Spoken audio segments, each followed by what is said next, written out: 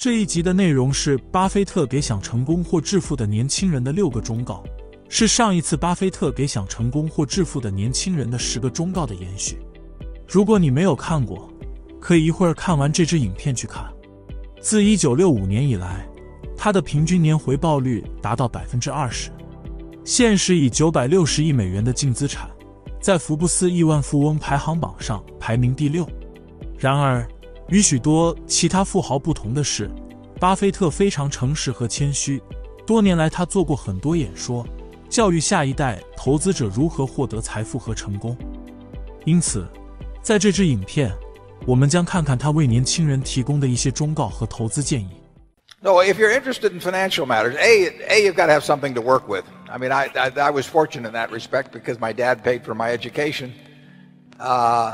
If he hadn't, I probably wouldn't have become educated if I had to pay for it myself. But so I was able to save $10,000 by the time I was 21, and that was a huge head start. If I hadn't been able to do that, and my first child came along when I was 22, so I mean the family. It's much easier to save it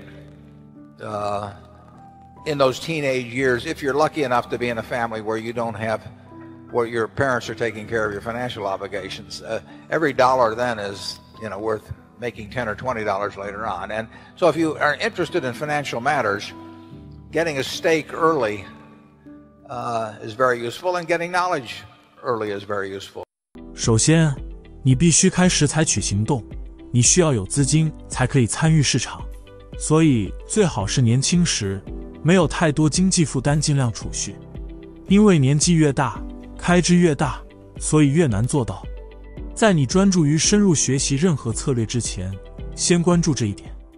You're building a database in your mind that is going to pay off over time, but you have to have a little money to work with. So there's nothing like getting a few dollars ahead.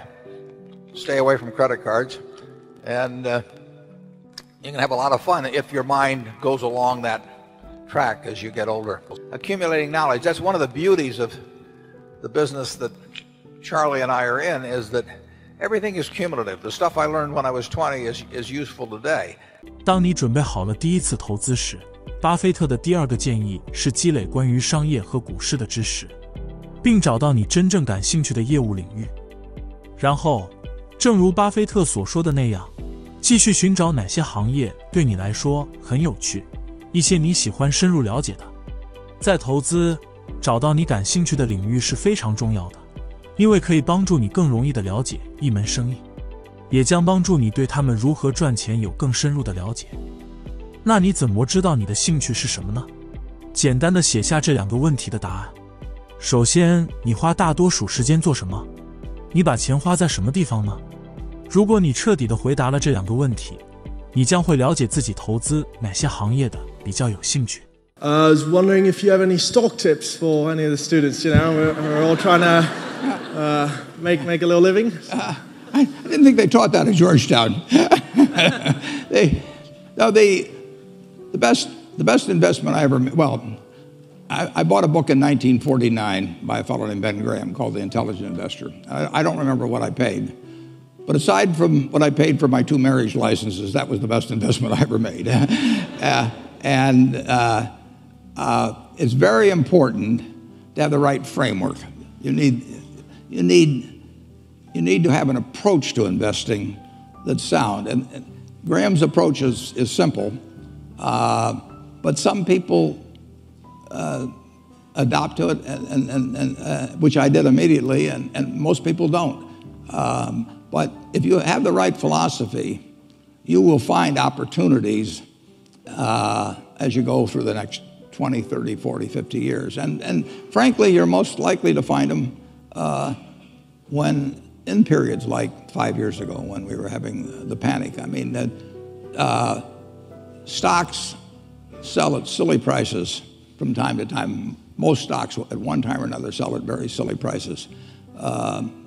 And it doesn't take a high IQ to figure out that they're cheap, but it does take a temperament that's willing to step up and actually act. I tell people, if they're going into the investment business, if you got 160 IQ, sell 30 points to somebody else because you won't need it. I mean, I mean, I figured out very early, you don't have to be that smart in this business, which is fortunate, but you do have to have the right temperament. And you have to be able to ignore what other people are saying and simply look at the facts and decide, is this stock which is selling at X worth 2X? And occasionally you'll find things like that. And when you don't find them, you don't do anything. So that's my generalized stock tip. No names. 你有股票提示吗？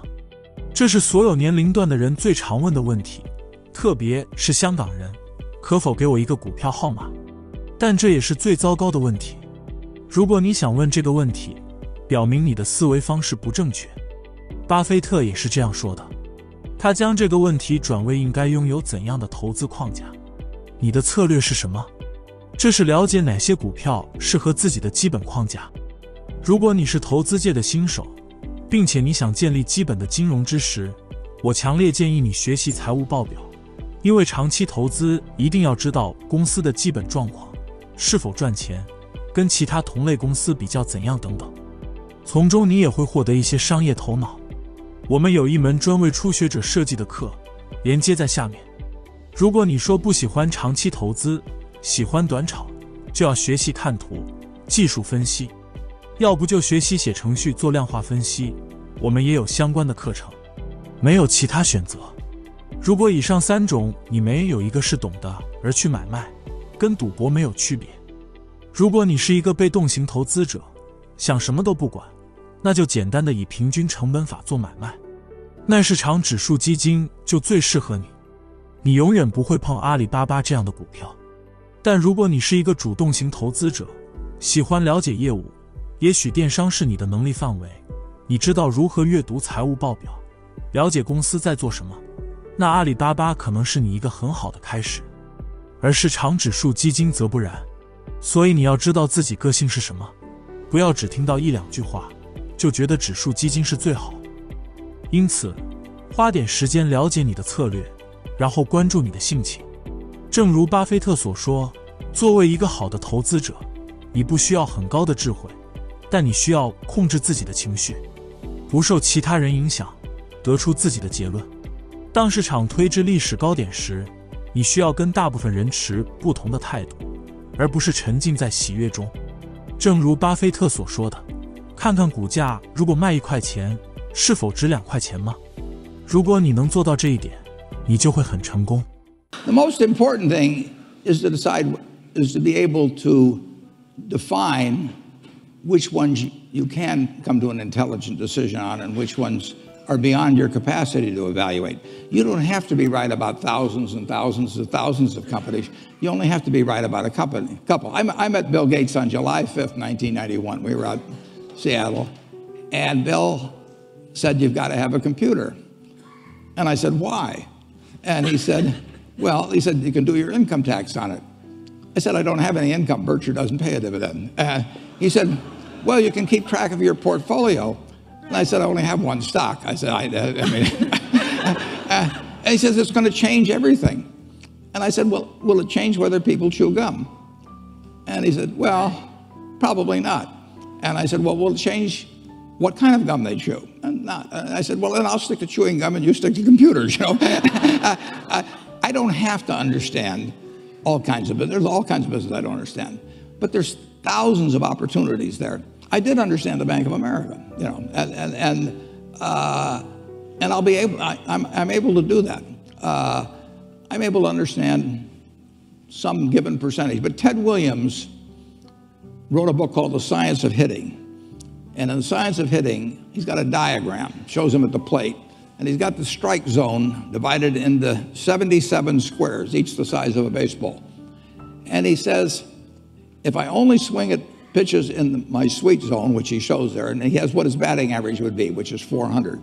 If he had to swing at low outside pitches, but still in the strike zone, his average would be 230. He said the most important thing in hitting is waiting for the right pitch. Now, he was at a disadvantage because if the count was 0-2 or 1-2 or so on, even if that ball was down where he was only going to bat 230, he had to swing at it. In investing, there's no called strikes. People can throw Microsoft at me and, you name it, any stock, General Motors, and I don't have to swing. And nobody's going to call me out on called strikes. I only get a strike called if I swing at a pitch and miss. So I can wait there and look at thousands of companies day after day, and only when I see something I understand and when I like the price at which it's selling, then if I swing, if I hit it, fine. If I miss it, it's a strike. But it's an enormously advantageous game. And it's a terrible mistake to think you have to have an opinion on everything. You only have to have an opinion on a few things. In fact, I've told students, if when they got out of school, they got a punch card with 20 punches on it, and that's all the investment decisions they got to make in their entire life, they would get very rich because they would think very hard about each one. 所以不要觉得你需要对每件事都有自己的看法。如果你不喜欢电商，不要以为你需要买阿里巴巴或亚马逊。坚持你所知道的，像打孔卡片一样对待你的投资生涯。你一生只有20次打孔，不要理会其他东西，直到市场发生了不正常的事情，直到有东西以大折扣出手。如果发生这种情况，那就挥棒，用力的挥，就是这样子。但说起来容易，做起来难，所以你需要建立一些财务方面的基础知识，尤其是阅读财务报表。总结一下，在这些短片中，我们可以从巴菲特身上学到什么？第一，存足够的钱，越早越好，这样你才可以参与市场。第二，在股市做任何事情之前，花点时间学习正确的策略，因为在我们所有人死了以后，股市仍然会存在，所以不要急。第三，只关注你感兴趣并能理解的行业。第四，学会控制自己的情绪，因为投资全是关于性情的。学习量化分析可以解决这一点。第五，要有耐心。记得打孔卡上只有20个孔，因为没有3阵出局，所以不要急。别人害怕你就要贪婪。当完美的投球来临时，别忘了挥棒，用力挥。这就是巴菲特给想成功或致富的年轻人的6个忠告。